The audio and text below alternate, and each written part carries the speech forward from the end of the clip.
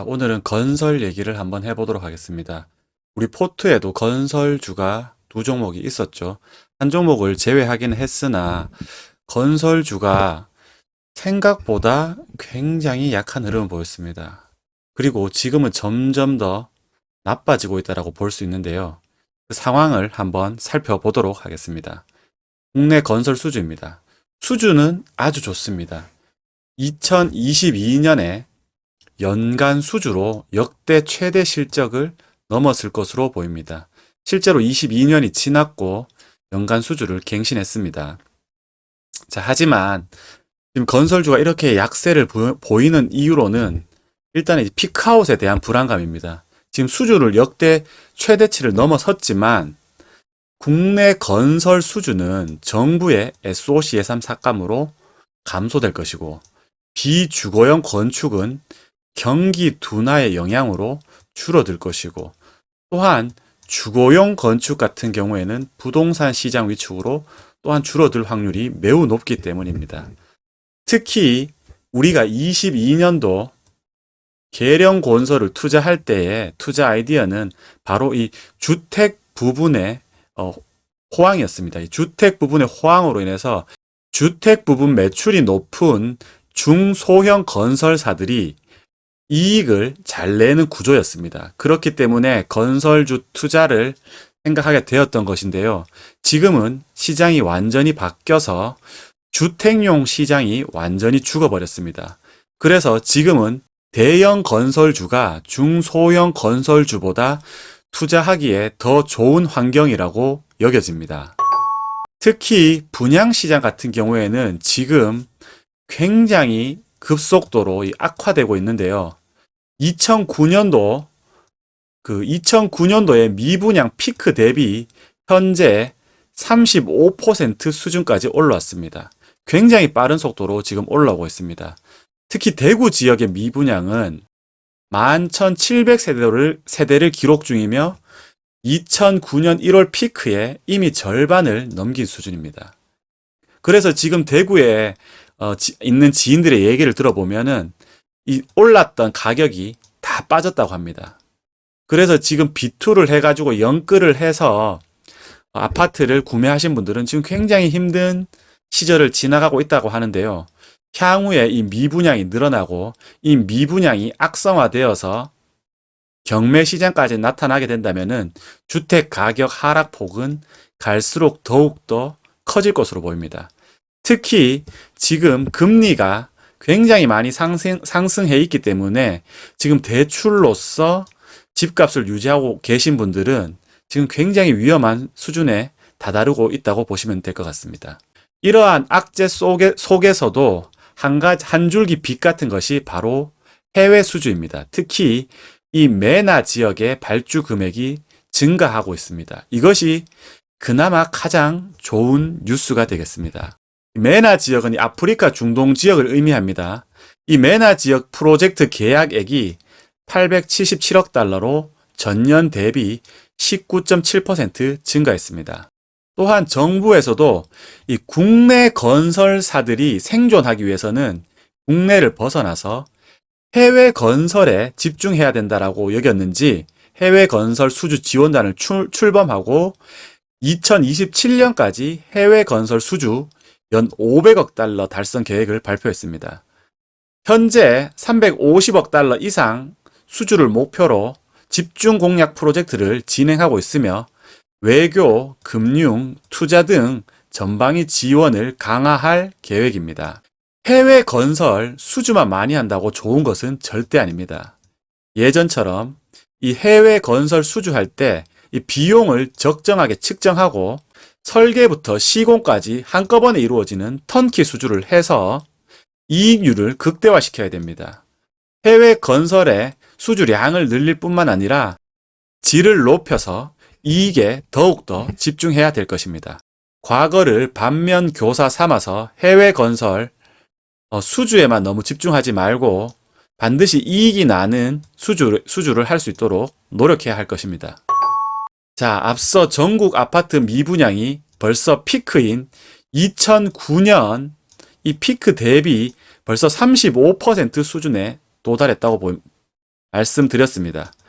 자, 거의 수도권 지역 같은 경우에는 미분양이 거의 없다시피 했는데 수도권 지역도 미분양이 점차적으로 늘어나고 있고, 이 지방 같은 경우에는 미분양이 늘어나는 속도가 굉장히 급속도로 늘어나고 있습니다. 향후에 금리 인상으로 인해서 이 미분양 물량이 더욱더 늘어나거나 기존에 분양해서 연끌해서 주택을 구입하신 분들도 지금 이 빚을 감당하지 못해 이 경매 시장으로 넘어가는 일이 더욱더 커지지 않을까 싶습니다. 그나마 다행인 점이 이제 유가가 급등하면서 이제 산유국들의 화공 플랜트 수주량이 점차 늘어나고 있다는 점입니다. 그렇기에 23년에는 플랜트 부분의 약진이 기대되고 있습니다. 이 플랜트를 할 수 있다는 말은 시공 능력 10위 안에 드는 대형 건설사들이 투자하기에 좀 더 나은 선택지가 아닐까 여겨집니다.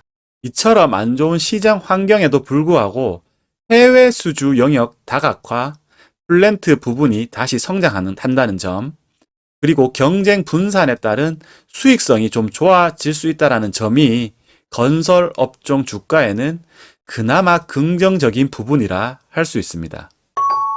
자, 그래서 주가도 이 해외 플랜트 매출액 비중이 높은 회사들은 그나마 선방하고 있습니다. 삼성 엔지니어링입니다. 삼성 엔지니어링은 해외에서 연간 5조 원에 가까운 플랜트 매출을 일으키고 있고, 매출액 대비 총 매출액이 9조 6천억, 대략 10조 원입니다. 총 매출액 대비 50%에 가까운 매출이 이 플랜트에서 발생하고 있기 때문에 그나마 주가가 이렇게 높은 수준에서 선방하고 있는 것입니다. 이 반면에 GS건설 같은 경우에는 이 플랜트 매출액이 1조 원도 되지 않습니다. 매출 대비 매출이 11조 4천억 원인데 이 매출 대비 플랜트 매출은 6.2%에 불과합니다.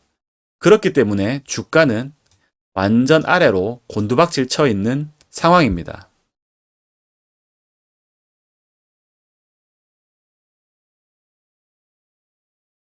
더군다나 지난해 우리가 중소형 건설사들이 좋다라고 분석을 했었는데 그 이유는 주택 건설 비중이 높고 주택 건설이 수익성이 좋았기 때문입니다. 현재 중소형 건설사는 이제 프로젝트 파이낸싱, 그 다음에 이제 회사채 시장이 완전히 식어버림으로 인해서 유동성 공급에 문제가 생겨 현재에는 투자하기에 좋은 조건은 아닙니다. 우리 포트폴리오에도 있는 계룡건설 같은 경우에는 그나마 상황이 낫습니다. 분양률도 99%로 단기 미착공 프로젝트 파이낸싱 비율도 낮은 수준에서 잘 관리되고 있습니다.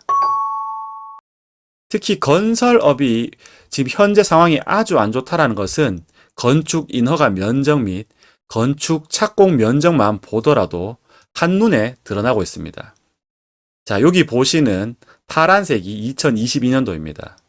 건축 인허가 면적 및 건축 착공 면적이 지속적으로 하락하고 있는 모습을 보여주고 있습니다. 건축 착공 면적도 지속적으로 하락하고 있는 모습을 보여주고 있습니다. 예전 호황기와 완전히 다른 모습입니다. 자, 그렇기 때문에 국내 건설사에 투자하고 계신 분들이라면 이 해외 수주 사항을 잘 살피셔야 될 겁니다. 특히 중동 지역 같은 경우에는 예전에 2009년, 2011년 이때만 하더라도 엄청난 양의 수주를 했었습니다. 현재 그 절반에도 미치지 못하지만 중동이라든지 아프리카 수주가 조금씩 올라오고 있습니다. 그렇기 때문에 이 해외 수주량을 살펴보면서 건설주를 투자해야 될 겁니다. 그 이유는 특히 두바이유 같은 경우에는 대략 한 60불에서 70불 내외가 균형 재정 유가라고 해서 이 이상으로 유가가 유지되어야지만 중동 산유국들의 투자 여력이 생기는 것입니다. 자, 여기서도 보시다시피 20년부터 이 산유국들의 플랜트 투자가 늘어나기 시작했는데요. 그 이유는 20년, 21년 이 시점에 유가가 급격히 상승하면서 중동 산유국들의 투자 여력이 늘어났기 때문입니다. 현재도 여전히 두바이유 같은 경우에는 80불 이상으로 유지되고 있기 때문에 여전히 돈을 많이 버는 수익 구조입니다. 물론 100달러를 넘어 120불에 달성했을 때에는 떼돈을 버는 구조였지만은 60불이 넘는 현재 시점에서도 여전히 많은 돈을 벌어들이고 있는 구간이기 때문에 중동의 투자 여력은 아직도 충분하다라고 볼 수 있습니다. 자, 오늘 건설주에 대해서 한번 짚어봤는데요. 건설주를 투자하고 계신 분들이라면은 건설주 투자의 포인트가 완전히 바뀌었다는 점 꼭 유의하시고 투자하시기 바랍니다. 감사합니다.